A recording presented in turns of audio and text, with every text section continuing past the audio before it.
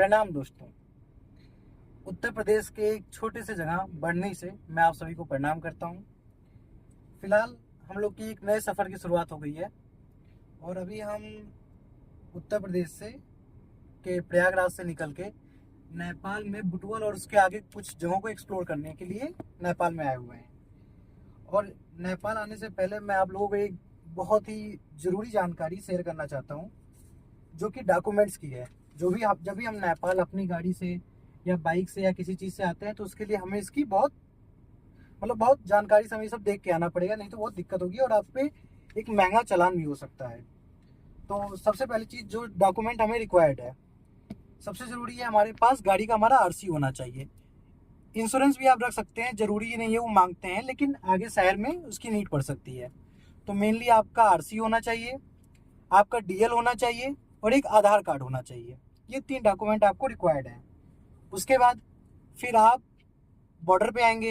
Indian border तो आपको cross कर देगी। अच्छा, एक चीज़ और है महत्वपूर्ण, जब भी आप नेपाल आइएगा तो नेपाल आने से पहले इंडियन बॉर्डर पे ही अपनी करेंसी एक्सचेंज करा लीजिएगा, वरना आगे शहर में आपको ये थोड़ा महंगा पड़ सकता है या थोड़ा सा आप समझ सकते हैं। तो फिलहाल हम अपनी बात पे वापस आते हैं। तो सबसे पहले आप आइए, इंडियन बॉर्डर आप क्रॉस हो जाएंगे आराम से। वो आपकी गाड़ी का सिर्फ आरसी देखेंगे और आपकी गाड़ी की चेकिंग करेंगे। फिर आप नेपाल बॉर्डर पे आएंगे, सेम प्रोसेस होगा। वो आपकी गाड़ी का आरसी चेक करेंगे, आपकी इन्फॉर्मेशन लेंगे और ये पूछेंगे आप कहाँ जा रहे हैं, और नॉर्मली गाड़ी की चेकिंग कर लेंगे। कभी कभी करते हैं, कभी नहीं करते हैं। अब उसके बाद बात आती है हमारे डॉक्यूमेंट्स की। तो सबसे पहले नेपाल इंटर करते ही मैं बढ़नी बॉर्डर की बात कर रहा हूँ, जो कि सिद्धार्थ नगर के पास पड़ता है। आपका सिद्धार्थ नगर से आप कपिल वस्तु इधर बुटवल लुम्बिनी जाने के लिए ये पास पड़ता है। तो सबसे पहले आपको क्या करना पड़ेगा, आपको भंसार ऑफिस जाना पड़ेगा। वहाँ पे आपको अपना आरसी देना पड़ेगा, उन्हें बताना पड़ेगा कि आपको 1 दिन के लिए चाहिए या 2 दिन के लिए चाहिए। 1 दिन का अगर मैं अगर नेपाली करेंसी में बात करूँ तो लगभग 600 नेपाली करेंसी के आसपास आता है। और जिसकी टाइमिंग होती है सुबह 8 बजे के आसपास भंसार ऑफिस खुल जाता है और रात में 10 बजे तक ये ओपन रहता है। ओके। और उसके बाद आप आइए, अपना भंसार ऑफिस में जाइए, वहाँ अपना आरसी दीजिए, उन्हें बताइए कि आपको कितने दिन के लिए चाहिए। तो सबसे पहले वो आपका आरसी लेके, मैं अपने दोस्त अक्षय से कहना चाहूँगा कि पास आएँ और ज़रा इस डॉक्यूमेंट को दिखाएं। सबसे पहले वो आपका ये आरसी बनाएंगे। ओके। उसके बाद फिर आपको उनके सामने जाके, उनका बैंक है अपना, वहाँ पे जाके आपको जितने भी दिन का, 2 दिन का चाहिए, 3 दिन का चाहिए, आप उसकी पेमेंट करिए। 1 दिन का चाहिए तो 600 नेपाली करेंसी, 2 दिन का चाहिए तो 1200, उसी हिसाब से अपना पेमेंट करिए। और उसके बाद फिर आप वापस आइए। पेमेंट करने के बाद जब आपको ये बिल मिल जाएगी वहाँ से, ये वाली बिल कैश काउंटर के बैंक में जमा होने की, उसको आके यहाँ वेरीफाई करिए और अपना आरसी उठाइए और लेके चले जाइए।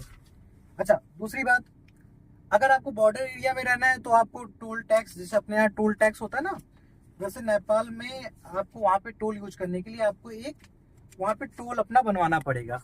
वो ये आपको भंसार ऑफिस के सामने ही बन जाएगा और इसकी प्राइस हमारे ख्याल से 500-600 नेपाली करेंसी में है। मेरा तो 600 पड़ा, इसी रेंज में रहती है, 500 या 600 नेपाली करेंसी में। तो आप ये भी करा सकते हैं। उसके अलावा आपकी गाड़ी में भाई कुछ एक्स्ट्रा चीज़ ना हो, ध्यान से जाइए, बाकी आपका सफ़र अच्छा हो, यही कामना है। और एक बहुत ज़रूरी एडवाइस, पैसे आप आगे ही ट्रांसफ़र करवा लीजिएगा इंडियन करेंसी से नेपाली करेंसी में, और प्रयास करिएगा ज़्यादातर नेपाली करेंसी रखिएगा। वो बाद में वो एक्सचेंज होकर फिर से इंडियन में आपको मिल जाएगा, लेकिन आगे शहर में क्या हो सकता है, उससे आपको थोड़ा नुकसान हो सकता है। बाकी कोई दिक्कत नहीं है, शहर में भी अच्छे लोग मिल जाएंगे, आपको बढ़िया करेंसी में दे देंगे सही रेट पे। और मैं यही सलाह दूंगा कि आप नेपाली करेंसी ज़्यादा रखिए। और आखिरी चीज़ कि एक फाइनल बात, हाँ, नेपाली करेंसी में आपका 1000 रुपया लगभग 1600 नेपाली करेंसी के बराबर होता है। हमारे इंडियन रुपीज़ में 1000 रुपया 1600 नेपाली करेंसी के बराबर होता है। ये सबसे ज़रूरी और फाइनल और इम्पॉर्टेंट बात थी। ओके, अब इसी के साथ हम अपना सफ़र शुरू करते हैं। आप सभी को एक बार फिर से मेरा पुनः प्रणाम। Thank you Akshay.